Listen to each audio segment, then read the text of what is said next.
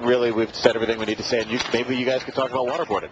Hey, look at that. Chris is a guy. There we go. What a guy. Okay. Okay, so I'm going to let you two rant and rave first. Mika, since I'm not going to rant and rave. sorry. You know how I feel about this. Go ahead, David. Here it is. The Washington Post. CIA destroyed videos showing interrogations.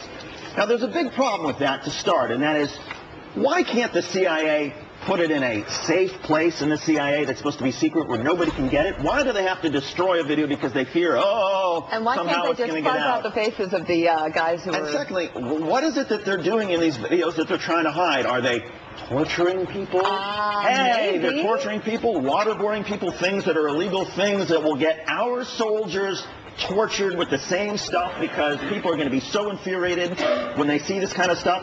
There's 150,000 soldiers, Joe, in Iraq right now, and they don't need more fanatics looking up at their television screens and saying, oh, the CIA tortures are the reason.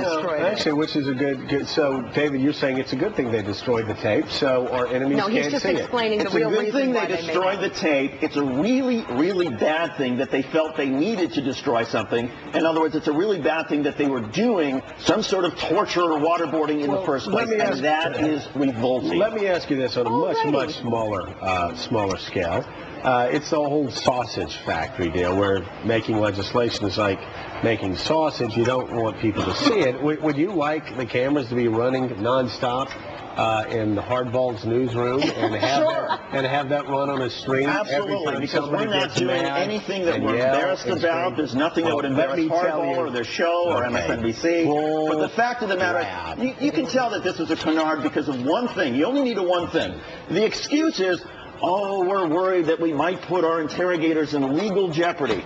That is such nonsense because you know the people at Guantanamo, they don't have any legal standing to begin with. They can't sue anybody. David, you've made your point, and you've taken up all of our time. No, he hasn't. You can go ahead, Joe. Thank you, Mika. Yes. Great. Hey, Chris, Mika's taken over. No. She has control. She has control. So, first of all, they talked about how they were taking this film. They were doing this film to teach interrogation techniques to other CIA operatives. Right. If you talk to CIA operatives and ask them that are involved in talking to prisoners and talk to them about Abu Ghraib, their faces turn red. And they get very angry because they say these people are out of control. They had no training.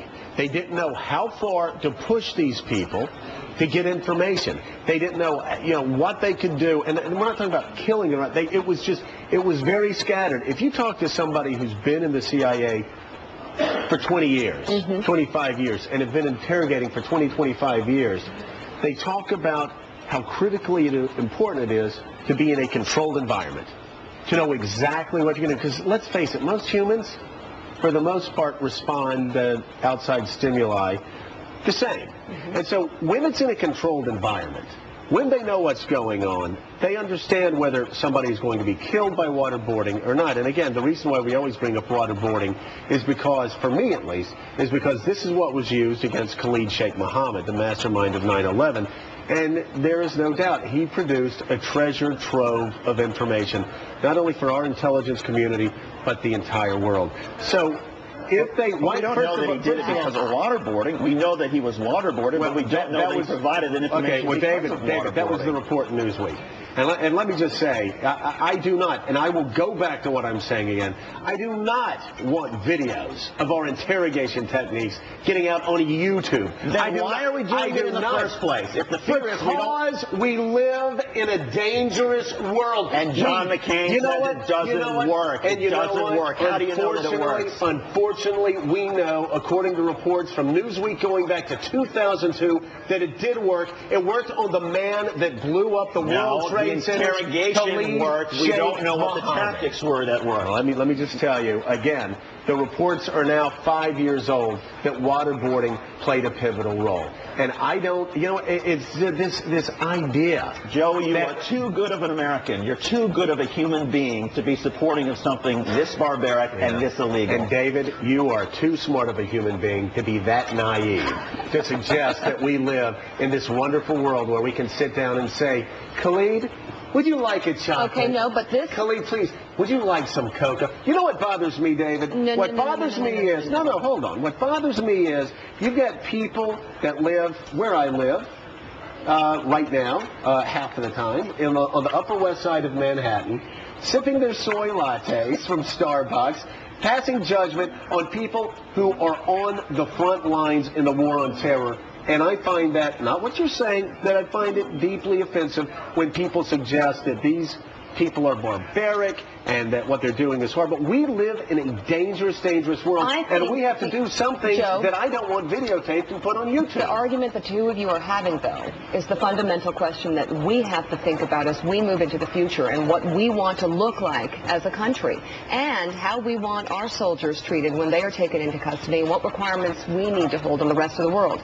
I do agree that there's a security issue at play, but this is the argument that other people should be having as well. I mean, it's a good argument. And the debate remains whether waterboarding is torture, and this is a debate we continue to have. It's a debate that's been going on inside this administration. Reignited by this videotape, which has been destroyed. But you know what I love about America? We debate this.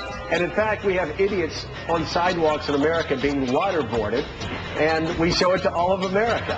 I mean, that's what we do. We could maybe... Coming up next, we've got international superstar Aaron Burr.